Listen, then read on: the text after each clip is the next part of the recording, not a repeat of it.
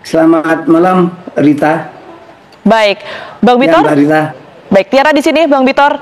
Informasi yang beredar saat Ya, ini dari panjangnya kasus ijazah Presiden ke-7 Republik Indonesia Joko Widodo ini, yang terbaru adalah berkaitan dengan ijazah yang informasinya dicetak di Pasar Pramuka, kawasan Jakarta Timur. Apa fakta yang Anda miliki berkaitan dengan hal ini, Bang Bitor? faktanya kan sudah saya urai, sudah saya lacak, sudah saya investigasi lah, sehingga ketemu ujungnya. Nah, hari ini ada informasi baru dari Mas Roy Suryo bahwa ada seorang profesor namanya Pak Paiman Raharjo, pemilik daripada satu di antara kios, kemungkinan dia yang mencetak ijazah tersebut karena dia adalah ketua relawan sedulur Jokowi. Itu yang info terakhir. Baik, siapa saja yang Anda ketahui pihak-pihak yang kemudian ini terlibat dalam proses pencetakan ijazah ini, Bang Bitor? Kalau yang saya urai pertama itu adalah kader kami, ya, kader Partai PDI Perjuangan. Di situ ada Denny Iskandar, di situ ada Yulianto, ada Indra, terus dari Solonya ada Anggit, ada David, ada Widodo. Nah, informasi hari ini melompat. Jadi kalau tadinya kita menemukan siapa-siapa orang-orang kader, orang-orang tim Solo yang melakukan rembukan untuk membahas kekurangan dokumentasinya Jokowi untuk memenuhi syarat maju di Gubernur DKI. Nah, itu yang kita rilis tahun 2012. Kita menguraikan pertemuan-pertemuan, kita menguraikan siapa-siapa. Nah, tadi pagi Mas Roy Suryo menceritakan, memberi informasi bahwa ada ketua relawan Jokowi, dulur Jokowi, yang memiliki kios di situ, yang melakukan bisnis di situ. Nah, jadi kemungkinan dia yang ikut terlibat dalam pencetakannya. Karena dari situ terus dia menjadi wamen, dia menjadi apa segala macam, tuh urusan lain lah. Tapi ada bukti yang akan kita kejar, bagaimana profesor ini terlibat dalam pencetakan itu. Kapan dia ketemu Widodo? Begitu, Mbak Rita. Baik, Bang Victor. Kalau dari yang Anda temukan, Anda pahami begitu ya, mengapa ijazah ini harus dicetak ulang begitu di yang kita sebutlah di kawasan Jakarta Timur ini, di Pasar Pramuka? Jadi gini, harus paham dulu bahwa Jokowi itu kan masuk ke Jakarta untuk pilkada DKI. Baru 1 tahun kemudian dia lompat. 2014 tuh dia mencalonkan pilpres. Jadi semua dokumen yang dipersiapkan untuk pilgub itu kan diserahkan kepada KPUD Jakarta DKI. Nah, untuk maju ke pilpres kan dia mempersiapkan dokumen itu lagi. Untuk sejenis apa ya? Ya pokoknya mempersiapkan dokumen itu supaya memenuhi syarat untuk dibawa ke KPU RI. Nah, jadi kita menyebutnya ulang. Padahal itu ya itu juga, cuman itu tadi yang pertama 2012 diserahkan kepada KPUD DKI, terus yang 2014 diserahkan kepada KPU RI. Begitu. Bang Victor, apakah fakta-fakta ini juga sudah, atau mungkin bukti yang Anda kantongi ya, ini juga sudah diberikan begitu kepada pihak kepolisian, dalam hal ini yang menangani adalah Barreskrim? Saya nggak ada urusan dengan polisi. Saya berurusan dengan sesama kader partai. Mereka yang terlibat di awal pertemuan dengan tim Solo. Siapa-siapa orangnya, di mana tempatnya, saya uraikan. Saya nggak ada urusan dengan polisi. Ini kan urusan bagaimana saya menginvestigasi, menjelajahi jejak langkah, bagaimana terbentuknya dokumen itu.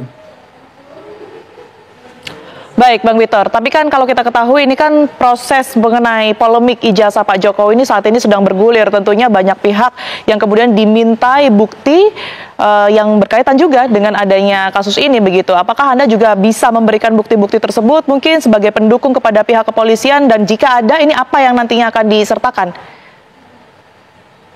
Saya pikir lebih baik kita mengejar si Paimannya, karena Paiman ini seorang profesor. Dia lama berbuka usaha di tempat itu. Dan dia jadi kepentingannya Jokowi karena dia ketua relawan si dulur Jokowi. Sehingga loloslah ini di KPU. Nah, soal itu nanti bagaimana ya kita akan melihat itu. Jadi hal yang seperti ini lebih baiknya tanya sama Mas Roy Surya, karena dia yang langsung kontak langsung sama Profesor Paiman namanya, Paiman Raharjo. Kalau saya intern partai, saya menjelajah dari awal pertemuan tim Solo masuk ke Jakarta, ketemu dengan Mas Prasetyo Edi Marsudi, terus ketemu sama siapa, ada juga kawan dari Gerindra segala macam, mempersiapkan dokumen Ahok, mempersiapkan dokumennya Jokowi, sama-sama berbarengan rombongan ke KPUD, ketemu sama Juri Adrianto. Saya batasi sampai situ. Nah, terus selesai DKI, Jokowi melompat menjadi presiden, Ahok menjadi gubernur. Maka tahun 2015 daerah itu, Pasar Pramuka itu dilakukan penertiban. Tertangkaplah beberapa orang pelaku bisnis sarjana itu. Nah, itu data mereka tentunya ada di Polda. Nah, dari situ terus bergulir. Sementara tahun-tahun itu semakin kencang perlawanan terhadap Jokowi. Munculnya Roy Suryo, munculnya Resmond, Tifa, Fadila, Kurnia, Egy Sujana, dan segala macam. Sehingga terjadilah kekerasan yang dilakukan oleh Jokowi. Jadi selama perjalanan itu, Bambang Tri dan Gus Dur sudah dipenjara. Mereka dipenjara, divonis tanpa barang bukti berbentuk ijazah Jokowi itu. Yang kata Jokowi kalau dibawa ke pengadilan akan dia serahkan di pengadilan. Ternyata enggak. Dan pada kasus 5 orang ini, yang dilaporkan Jokowi kepada Kapolda, itu barang buktinya dibawa balik. Bagaimana polisi akan berbicara dengan jaksa, dengan pengadilan, kalau barang buktinya nggak ada? Jadi ijazah palsu ini tidak pernah ada. Jokowi bawa ke polisi, diambil lagi. Padahal seharusnya barang bukti itu sampai ke pengadilan. Ini yang mengkhawatirkan kita, kalau 5 orang ini pun menjadi korban politiknya Jokowi. Baik. Itu, jadi kita bagaimana mencegah. Baik, Bang Victor. Bang Victor, di sejumlah media ini ada statement dari beberapa kader lainnya begitu ya, yang mengatakan berkaitan dengan ijazah Pak Jokowi ini belum tahu keasliannya ataupun juga palsu begitu ya, seperti yang kemudian ini dipermasalahkan begitu pada saat diterima di tahun 2012. Nah, berdasarkan informasi yang mungkin Anda dapatkan, ini seperti apa? Apakah pada saat itu memang hanya untuk persyaratan KPU saja atau bagaimana, Bang Victor? Iya dong, kalau nggak ada kepentingan politik, nggak ada kepentingan pribadi, ngapain Jokowi bikin? Jadi ada 10 tahun Jokowi di Solo, dia tidak pernah berkas. Kalau berkas dia ada, pasti ke Jakartanya lancar, ke presidennya kan lancar. Tetapi kan tidak. Jadi dia pada waktu di Solo menulis di depan namanya insinyur. Tapi tidak ada dokumen. Itu namanya bodong. Nah, itu dilacak sama kawan-kawan di Solo. Berkas yang ada di KPU Solo itu hilang. Saya tidak tahu bagaimana bisa hilang. Nah, kita bisa ngitung. Lulus 85. Maju menjadi Pilkada Solo 2005. Ada 25 tahun. Jokowi tidak pernah tuh main ke UGM. Nggak pernah tuh ada hadir di dalam reuni, hadir di dalam apa. Hilang Jokowi. Berarti kan dia bukan orang UGM. Profesor Effendi Sofyan bilang tidak ada berkas di Fakultas Kehutanan atas nama Joko Widodo. Jadi ini bisa melacaknya dari sana. Dia maju Pilkada Solo, di depan namanya ditulis insinyur, tetapi tidak punya berkas. Ketika tim Solo masuk ke Jakarta, pertanyaan pertama, kami tidak punya berkas, maka harus dibuat. Itulah dipertemukan antara Widodo sama Denny Iskandar.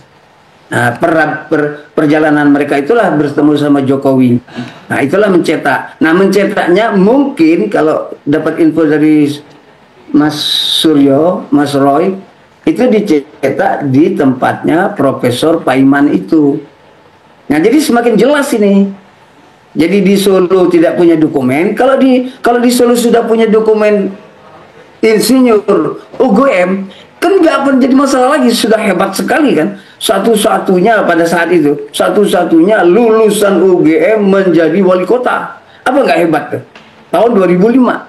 Terus maju lagi sampai 10 tahun di situ. Baik, terima kasih atas informasi yang telah diberikan Bang Bitor. Semoga ini juga bisa mengungkap kebenaran berkaitan dengan panjangnya ya polemik ijazah Presiden ke-7 Republik Indonesia Joko Widodo ini. Terima kasih, sehat selalu.